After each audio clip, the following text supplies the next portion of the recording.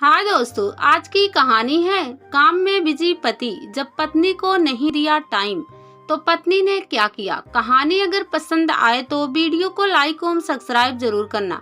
चलिए कहानी शुरू करते हैं। रात के 11 बज रहे थे। बाहर बारिश हो रही थी। रीना अपने बेडरूम की खुली खिड़कियों से बाहर का दृश्य देख रही थी। आंसू चुपचाप उसके गालों को भिगोने लगे थे। दिल में तूफान सा मचा था। वह बहुत उदास थी। कहाँ वह ऐसे हसीन मौसम का आनंद रवि की बाहों में खोकर लेना चाहती थी और कहाँ अब अकेली उदास लेटी थी। उसने 2 घंटे से लैपटॉप पर काम करते रवि को देखा तो खुद को रोक नहीं पाई। कहने लगी, रवि क्या हो रहा है? यह कितनी देर काम करते रहोगे? तुम सो जाओ, मुझे नींद नहीं आ रही। रीना का मन हुआ कि कहे, नींद नहीं आ रही है तो यह समय पत्नी के साथ भी तो बिता सकते हो, लेकिन वह कह नहीं पाई। यह एक दिन की तो बात थी नहीं, रोज का काम था। महीनों में 10 दिन रवि टूर पर रहता था। बाकी समय ऑफिस या घर पर लैपटॉप अथवा अपने फोन में व्यस्त रहता था। रीना को अपना गला सूखता सा लगा तो पानी लेने किचन की तरफ चली गई। सास ससुर प्रकाश और राधा के कमरे की लाइट बंद थी। बच्चों के रूम में जाकर देखा तो तन्मय और तन्वी भी सो चुकी थी। घर में बिल्कुल सन्नाटा था। वह बेचैन सी पानी पीकर अपने बेड पर आकर लेट गई।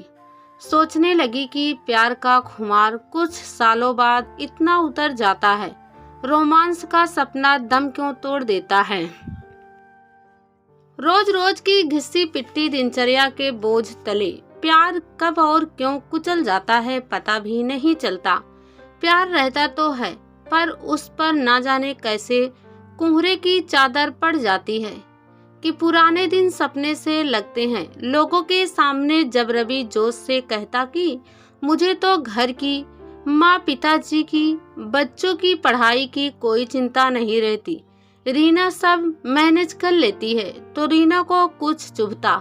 सोचती बस रवि को अपनी पत्नी के प्रति अपना कोई फर्ज महसूस नहीं होता। आज वह बहुत अकेलापन महसूस कर रही थी। उससे रहा नहीं गया तो उठ बैठी। फिर कहने लगी, रवि क्या हम ऐसे ही बधे बधाए रूटीन में ही जीते रहेंगे? तुम्हें नहीं लगता कि हम कुछ बेहतरीन पल खोते जा रहे हैं जो हमें इस जीवन में फिर नहीं मिलेगी?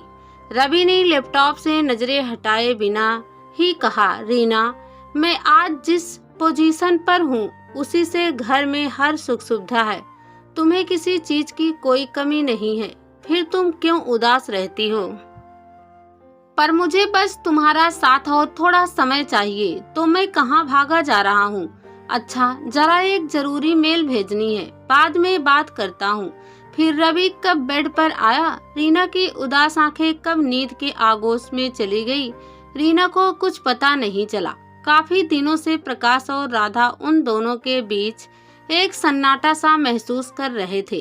कहाँ इस उम्र में भी दोनों के पास बातों का भंडार था? कहाँ उनके आधुनिक बेटा बहू नीरस सा जीवन जी रहे थे? राधा देख रही थी कि रीना रवि के साथ समय बिताने की चाह में उसके आगे पीछे घूमती है, लेकिन वह अपनी व्यस्तता में हद से ज्यादा डूबा था। यहाँ तक कि खाना खाते हुए भी फोन पर बात करता रहता। उसे पता भी नहीं चलता था कि उसने क्या खाया। रीना का उतरा चेहरा प्रकाश और राधा को तकलीफ पहुंचाता। बच्चे अपनी पढ़ाई, टीवी में व्यस्त रहते। उनसे बात करके भी रीना के चेहरे पर रौनक नहीं लौटती। एक दिन प्रकाश और राधा ने रवि को अपने पास बुलाया। प्रकाश ने कहा, काम करना अच्छी बात है, लेकिन उसमें इतना डूब जाना कि पत्नी को भी समय न दे पाओ, यह ठीक नहीं है। पापा क्या कह रहे हैं आप? समय ही कहाँ है मेरे पास? देखते नहीं कितना काम रहता है मेरे पास। पढ़ी लिखी होने के बाद भी रीना ने घर गृहस्थी को ही प्राथमिकता दी, कहीं नौकरी करने की नहीं सोची। दिन रात सबका ध्यान रखती है, कम से कम उसका ध्यान रखना तुम्हारा फर्ज है बेटा। माँ राधा बोली, माँ उसने आपसे कुछ कहा है? मुझे नहीं लगता कि वह मेरी जिम्मेदारियां समझती है। उसने कभी कुछ नहीं कहा, लेकिन हमें तो दिखती है उसकी उदासी। रवि, संसार में सबसे लंबी दूरी होती है सिर्फ 14 इंच की, दिमाग से दिल तक। इसे तय करने में काफी उम्र निकल जाती है। कभी कभी यह दूरी इंसान का बहुत कुछ छीन लेती है और उसे पता भी नहीं चल पाता। राधा ने गंभीर स्वर में कहा तो रवि बिना कुछ कहे टाइम देखता हुआ जाने के लिए खड़ा हो गया। प्रकाश ने कहा, मुझे इस पर किसी बात का असर होता नहीं दिख रहा है। राधा ने कहा, आज रीना से भी बात करूंगी, अभी उसे भी बुलाती हूँ। उनकी आवाज सुनकर रीना आई तो राधा ने स्नेह भरे सुर में कहा, बेटा देख रही हूँ आजकल कुछ चुप सी रहती हो। भाव खोने से काम नहीं चलता बेटा, मैं तुम्हारी उदासी का कारण समझ सकती हूँ। प्रकाश ने भी बातचीत में हिस्सा लेते हुए कहा, स्थान काल पात्र के अनुसार इंसान को खुद को उसमें ढाल लेना चाहिए। तुम भी कोशिश करो, सुखी रहोगी। रीना ने मुस्कुराकर हाँ में सिर हिला दिया। सास ससुर उसे बहुत प्यार करते हैं, यह वह जानती थी। रीना अकेले बैठी सोचने लगी, माँ पिताजी ठीक ही तो कह रहे हैं, मैं ही क्यों हर समय रोनी सूरत लिए रवि के साथ समय बिताने के लिए उनके आगे पीछे घूमती रहूं। रोज रोज पास पड़ोस में निंदा पुराण सुनने में मन भी नहीं लगता। लाइब्रेरी की सदस्यता ले लेती हूँ, कुछ अच्छी पत्रिकाएं पढ़ा करूँगी। कंप्यूटर सीखा तो है, पर उससे ज्यादा अपनों के साथ बात करना अच्छा लगता है। कहाँ दिल लगाऊं? पता नहीं क्यों आज एक नाम अचानक उसके जेहन में कौंध गया। विकास कहाँ होगा, कैसे होगा? वह उस अध्याय को शादी से पहले समाप्त समझ साजन के घर आ गई थी, लेकिन आज उसी बंद अध्याय के पन्ने फिर से खुलने के लिए उसके सामने फड़फड़ाने लगे। विकास उम्र का वह जादू था जिसे कोई चाहकर भी बस में नहीं कर सकता। यह भी सच था, रवि से विवाह के बाद उसने विकास को मन से पूरी तरह निकाल दिया था। विकास से उसका विवाह जाति धर्म अलग अलग होने के कारण दोनों के माता पिता को मंजूर नहीं था। फिर माता पिता के सामने जिद करने की दोनों की हिम्मत भी नहीं हुई थी। दोनों ने चुपचाप अपने अपने माता पिता की मर्जी के आगे सिर झुका दिया था। आज जीवन के इस मोड़ पर नीरस जीवन के अकेलेपन से घबराकर रीना विकास को ढूंढने लगी। रीना ने कंप्यूटर ऑन किया। फेसबुक पर काउंटर था ही उसका। सोचा उसे सर्च करे, क्या पता वह भी फेसबुक पर होगा। नाम टाइप करते ही असंख्य विकास दिखने लगे, लेकिन अचानक एक फोटो पर नजर टिक गई। यह वही तो था। फिर उसने उसका प्रोफाइल चेक किया, शहर, कॉलेज, जन्मतिथि सब वही। उसने फौरन मैसेज बॉक्स में मैसेज छोड़ा, रीना याद है? 3 दिन बाद मैसेज आया, हाँ कभी भूला ही नहीं।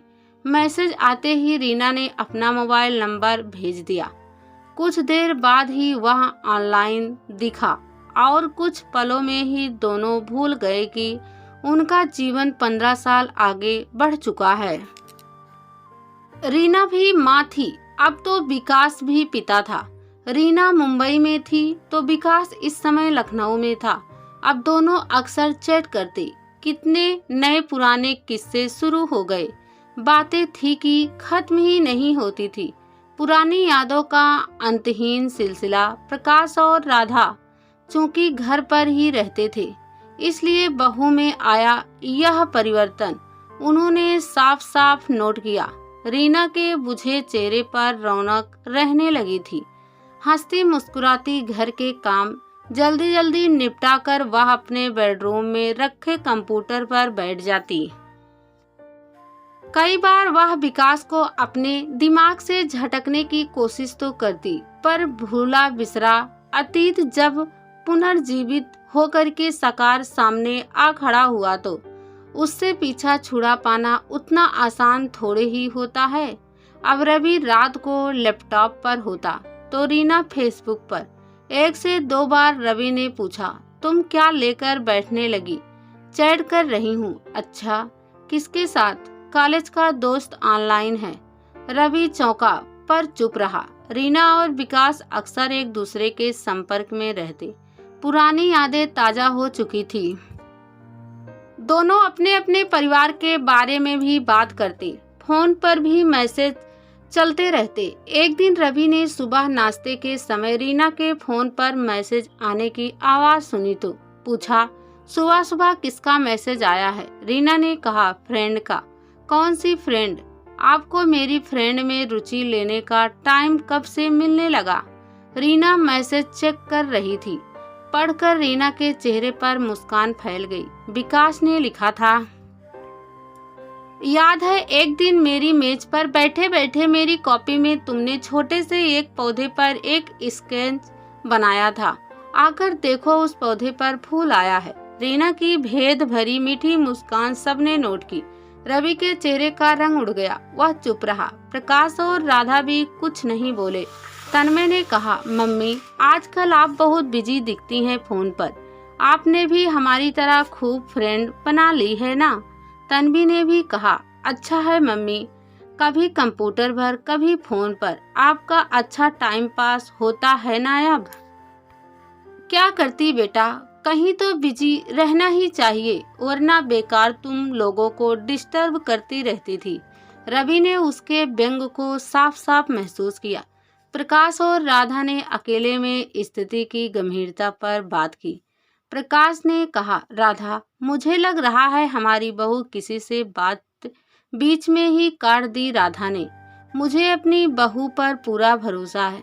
रवि को हम समझा समझा कर थक गए कि रीना और परिवार के लिए समय निकालें, पर उसके कान पर तो जू तक नहीं रेंगती। पत्नी के प्रति उसकी यह लापरवाही मुझे सहन नहीं होती। अब रीना अपने किसी दोस्त से बात करती है तो करने दो। रवि का चेहरा देखा मैंने आज। बहुत जल्दी उसे अपनी गलती समझ आने वाली है। ठीक कहती हो राधा, रवि बस काम को ही प्राथमिकता देने में लगा रहता है। मानता हूँ वह भी जरूरी है, पर उसके साथ साथ उसे अपने पति होने के दायित्व भी याद रखना चाहिए। अगले कुछ दिन रवि ने साफ साफ नोट किया कि अब रीना ने उसे कुछ कहना छोड़ दिया है। चुपचाप उसके काम करती। वह कुछ पूछता तो जवाब दे देती, वरना अपनी ही धुन में मगन रहती।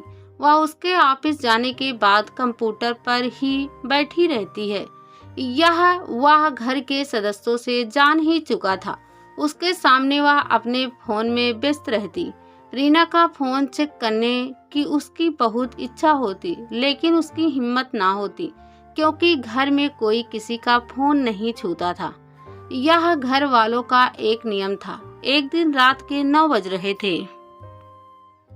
रीना विकास से चैटिंग करने की सोच ही रही थी कि अपना जरूरी काम जल्दी से निपटाकर और रीना का ध्यान कंप्यूटर और फोन से हटाने के लिए विकास ने अपना लैपटॉप जल्दी से बंद कर दिया।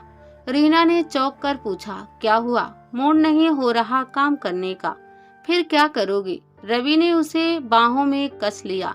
शरारत से हंसते हुए कहा, बहुत कुछ है करने के लिए। और फिर रूठी सी रीना पर उसने प्रेम वर्षा कर दी। रीना हैरान सी उस बारिश में भीगती रही। उसमें भीगकर उसका तन मन खिल उठा। अगले कई दिनों तक रवि ने रीना को भरपूर प्यार दिया।